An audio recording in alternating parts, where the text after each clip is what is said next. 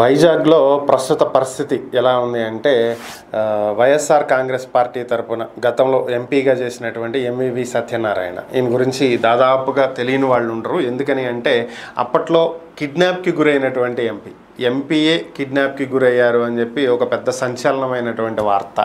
తర్వాత ఆయన ఒక బిల్డరు, ఒక కాంట్రాక్టరు, XYZ ఆయన వ్యాపారాలు ఆయనకున్నాయి. ఓవరాల్గా సీన్ కట్ చేస్తే ప్రస్తుతం పరిస్థితి ఏంటి అంటే ఈయనకు చెందినటువంటి ఒక prime venture MVV prime venture ఒకటి ఈరోజు జీవీఎంసీ అధికారులు ఆపివేయాల్సిందిగా స్టాప్ వర్క్ ఆర్డర్ నోటీసులు ఇవ్వటం జరిగింది. అసలు విషయంలోకి వెళ్ళినట్లయితే 2019 నుంచి 2024 వరకు వైఎస్ఆర్ కాంగ్రెస్ పార్టీ ప్రభుత్వం అధికారంలో ఉన్నటువంటి సమయంలో ఎంవివి సత్యనారాయణ వైజాగ్లోని ఒక ప్రైమ్ లొకేషన్లో టైకూన్ జంక్షన్ అంటారు దీన్ని, ఈ ప్రాంతంలో 100 కోట్ల రూపాయలు విలువ చేసేటువంటి ఏరియా ఇది. ఇక్కడ 4.5 ఎకరాలలో ఒక ప్రైమ్ వెంచర్ని స్టార్ట్ చేయడం జరిగింది. అయితే అప్పటి నుంచి వర్క్స్ అయితే నడుస్తూ ఉన్నాయి.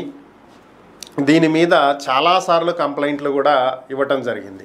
సో ఈ వెంచర్లోకి వర్క్స్ జరుగుతున్నటువంటి కారణంగా ఆ ఏరియాలోకి వెళ్ళేటువంటి అనుమతి లేకుండా టైకూన్ జంక్షన్ దగ్గర ఒక రోడ్డునే బ్లాక్ చేసేయటం జరిగింది. మీరు గమనించినట్లయితే ఎన్నికల ఫలితాలు వెలువడిన రెండో రోజు అంటే 4వ తారీఖు జూన్ 4న ఎన్నికల ఫలితాలు వచ్చినాయి. జూన్ 5వ తేదీ 6వ తేదీ అనుకుంటా అధికారులు ఆ రోడ్డుని అడ్డుపెట్టినటువంటి బ్యారికేడ్లు అవన్నీ కూడా తీస్తున్నటువంటి దృశ్యాలు కూడా మనం సోషల్ మీడియాలో చూసాం. ఒక ఎంపీ కోసం గతంలో బ్లాక్ చేసినటువంటి రోడ్డుని క్లియర్ చేయించిన కూటమి నేతలు అని చెప్పి. సో ఇది కేవలం ఆ వెంచర్ నిర్మాణం దశలో ఉన్నటువంటి కారణంగా అటువైపు వాహనాలు వెళ్లకుండా అక్కడ రోడ్డునే బ్లాక్ చేసినటువంటి పరిస్థితి. అప్పట్లోనే పవన్ కళ్యాణ్ దీని మీద సంచలనమైనటువంటి వ్యాఖ్యలు చేయటం జరిగింది. ప్రస్తుతం డిప్యూటీ సీఎంగా ఉన్నటువంటి పవన్ కళ్యాణ్ అప్పట్లోనే ఎంవివి సత్యనారాయణకు సంబంధించినటువంటి ఈ వెంచర్ అనుమతులు లేకుండా అక్రమంగా నిర్మిస్తున్నటువంటి వెంచరు, దీన్ని ఎప్పటికైనా సరే ఆపేయిస్తాను, కాబట్టి దీంట్లో ఎవ్వరూ ప్లాట్లు బుక్ చేయకండి, ఎవరు కొనకండి, ఈ నిర్మాణాలను ఎవరూ కొనొద్దు, దీంట్లో ఇది ఖచ్చితంగా ఆగిపోయేది, నేను ఆపిస్తాను అని చెప్పి ఆ రోజు ఆయన హెచ్చరికలు చేయటం జరిగింది.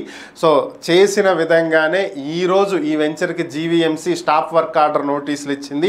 దీనికి గల కారణాలు ఏంటి అంటే ఈ వెంచర్లో నిర్మాణాలు చేపట్టడానికి కొంత క్లియరెన్స్ చేయాల్సి ఉన్నటువంటి నేపథ్యంలో, పునాదులు వేయాల్సినటువంటి నేపథ్యంలో, అక్కడ పెద్ద పెద్ద బండరాళ్ళు కొండరాళ్ళు ఉన్నటువంటి నేపథ్యంలో వీటిని పగలగొట్టడానికి బ్లాస్ట్ మెటీరియల్ని ఉపయోగిస్తున్నారు.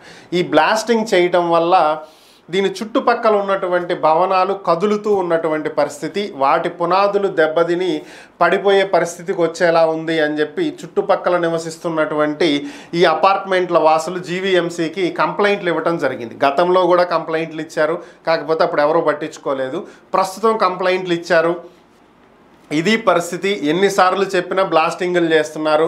ఈ బ్లాస్టింగ్లకి చుట్టుపక్కల ఉన్న మా భవనాలు కదులుతున్నాయి, మాకు భయంగా ఉంది, కాబట్టి దీని మీద చర్యలు తీసుకోండి అని చెప్పి స్థానికులు ఇచ్చినటువంటి కంప్లైంట్ని ఆధారంగా చేసుకుని గ్రేటర్ విశాఖ మున్సిపల్ కార్పొరేషన్ ఈ వెంచర్ నిర్మాణాన్ని వెంటనే ఆపు చేయాలి అని చెప్పి స్టాప్ వర్క్ ఆర్డర్ ఇచ్చినటువంటి పరిస్థితి. పవన్ ఆ రోజు ఏదైతే చెప్పాడో ఇప్పుడు ఈరోజు అది జరిగింది అని చెప్పి సోషల్ మీడియాలో వైరల్ అవుతున్నటువంటి వార్త.